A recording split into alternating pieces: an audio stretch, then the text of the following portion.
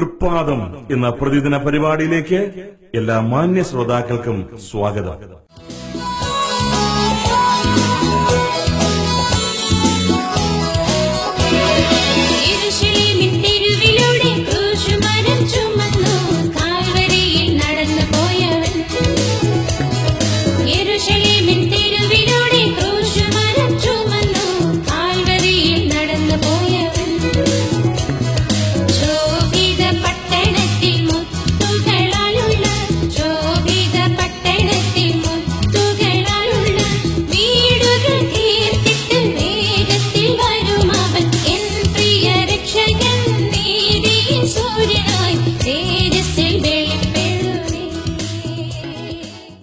ഇന്ന് നമ്മോട് വചനം സംസാരിക്കുന്നത് സഹോദരൻ നൈനാൻ PB കുറ്റിച്ചിറ. ക്രിസ്തു യേശുവിലുള്ള സ്നേഹ വന്ദനങ്ങളെ പ്രാരംഭമായി അറിയിക്കുന്നു. തുടർന്നുള്ള ആത്മീക ചിന്തയ്ക്കായി ലൂക്കോസിന്റെ സുവിശേഷം 4-ാം അധ്യായം അതിന്റെ 5 മുതൽ 8 വരെയുള്ള വാക്യഭാഗങ്ങൾ വായിക്കുന്നു. പിന്നെ പിശാച് അവനെ മേലോട്ട് കൂട്ടിക്കൊണ്ടുപോയി ലോകത്തിലെ സകല രാജ്യങ്ങളെയും ക്ഷണനേരത്തിൽ അവനെ കാണിച്ചു. ഈ അധികാരമൊക്കെയും അതിന്റെ മഹത്വവും നിനക്ക് തരാം. അത് എന്നെ ഏൽപ്പിച്ചിരിക്കുന്നു. എനിക്ക് മനസ്സുള്ളവനെ ഞാൻ കൊടുക്കുന്നു. നീ എന്നെ നമസ്കരിച്ചാൽ അതെല്ലാം നിന്റേതാകും എന്നവനോട് പറഞ്ഞു. യേശു അവനോട്, നിന്റെ ദൈവമായ കർത്താവിനെ നമസ്കരിച്ച് അവനെ മാത്രമേ ആരാധിക്കാവൂ എന്ന് എഴുതിയിരിക്കുന്നു എന്ന് ഉത്തരം പറഞ്ഞു. കർത്താവിനെ പിശാച് പരീക്ഷിക്കുന്ന രണ്ടാമത്തെ പരീക്ഷണമാണ് നമുക്കിവിടെ കാണുവാനായിട്ട് കഴിയുന്നത്. ആദ്യം ജഡമോഹത്തെ മുൻനിർത്തിയുള്ള പരീക്ഷണം നടത്തി പരാജയപ്പെട്ടതിനെ തുടർന്ന് കൺമോഹത്തെ മുൻനിർത്തിയുള്ള പരീക്ഷണം നടത്തുകയാണ്. ഇവിടെ ലോകത്തിലുള്ള സകല അധികാരത്തെയും അതിന്റെ മഹത്വത്തെയും കാണിച്ചുകൊണ്ട് ഇതെല്ലാം എന്നെ ഏൽപ്പിച്ചിരിക്കുന്നു എന്ന് അവൻ അവകാശപ്പെടുന്നു. ഇവിടുത്തെ വിരോധാഭാസം ഒന്ന് ശ്രദ്ധിക്കുക. ഈ ലോകത്തെ സൃഷ്ടിച്ച ദൈവത്തോട് ഇവൻ വിലപേശുവാൻ കാരണം നാം ഓരോരുത്തരുമാണ്. ദൈവം ഈ ലോകത്തെ സൃഷ്ടിച്ച് അതിന്റെ അധികാരമെല്ലാം സൃഷ്ടിയുടെ ഏറ്റവും മകുടമായ മനുഷ്യനെയാണ് ദൈവം ഏൽപ്പിച്ചത്. എന്നാൽ ആദ്യ മനുഷ്യനെ ജഡമോഹം, കൺമോഹം, ജീവനത്തിന്റെ പ്രതാപം എന്നീ തലത്തിൽ പരീക്ഷിച്ച് പരാജയപ്പെടുത്തി ദൈവത്തോട് പിശാച് പാപം ചെയ്യിച്ചു.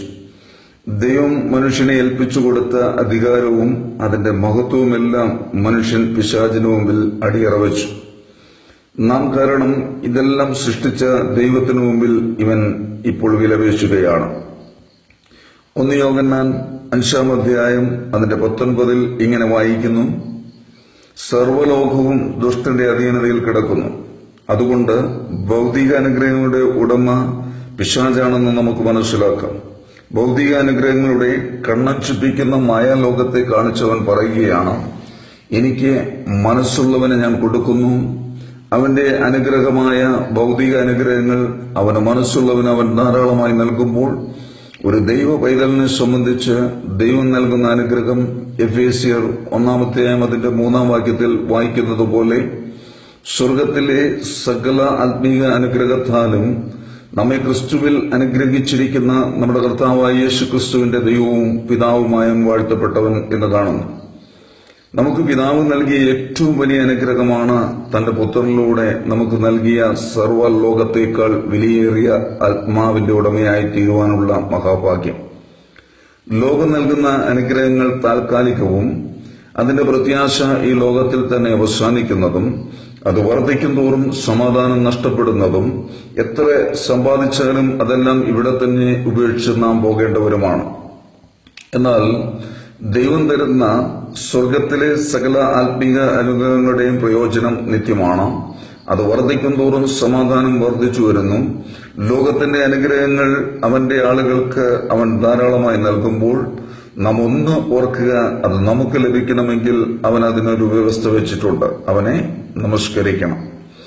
ഈ ലോകത്തിന്റെ അധികാരവും അതിന്റെ മഹത്വവുമെല്ലാം വെട്ടിപ്പിടിക്കാൻ ഓടി നടക്കുമ്പോൾ മറക്കരുതേ, നാം അറിഞ്ഞും അറിയാതെയുമെല്ലാം അവനെ നമസ്കരിക്കുകയാണ്.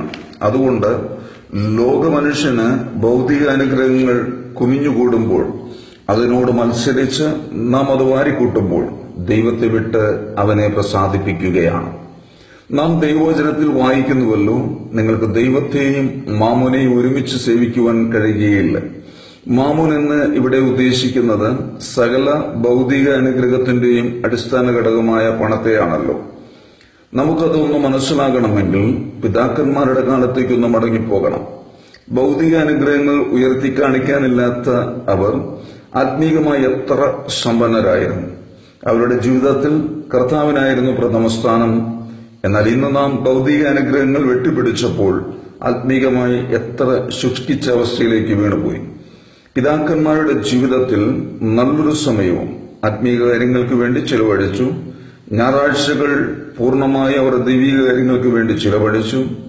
എന്നാൽ നമ്മെ സംബന്ധിച്ച് ഞായറാഴ്ചകൾ പോലും അല്പസമയം ആത്മീയതയ്ക്ക് വേണ്ടി മാറ്റിവെച്ച് കൂടുതൽ സമയവും ഭൗതികതയ്ക്ക് വേണ്ടി, ഉദാഹരണമായി യാത്രയ്ക്കായിട്ടും പഠനത്തിനായിട്ടും ജോലിയുടെ ഭാഗമാക്കിയിട്ട് പോലും നമ്മൾ തൃപ്തരാകുന്നില്ല.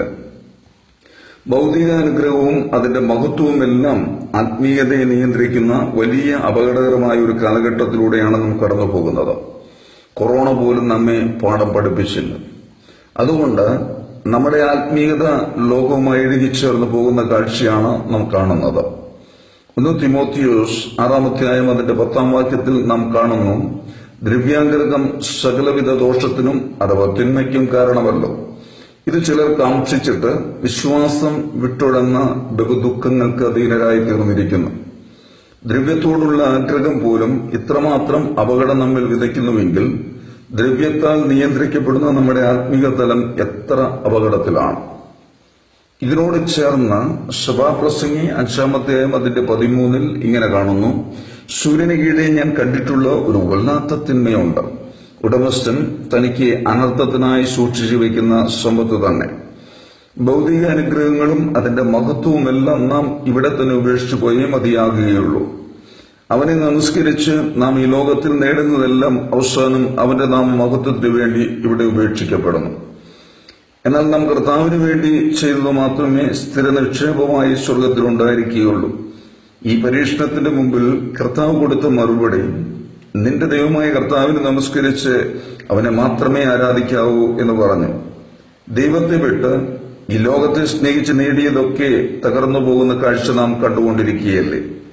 ആയതുകൊണ്ട് നമ്മെ തന്നെ സ്വയം ഒന്ന് വിചിന്തനം ചെയ്യുവാൻ ഈ ചിന്ത ഒരു മുഖാന്തരമായി തീരുമാറാകട്ടെ. കർത്താവിന്റെ നാമം മാത്രം മഹത്വപ്പെടുമാറാകട്ടെ.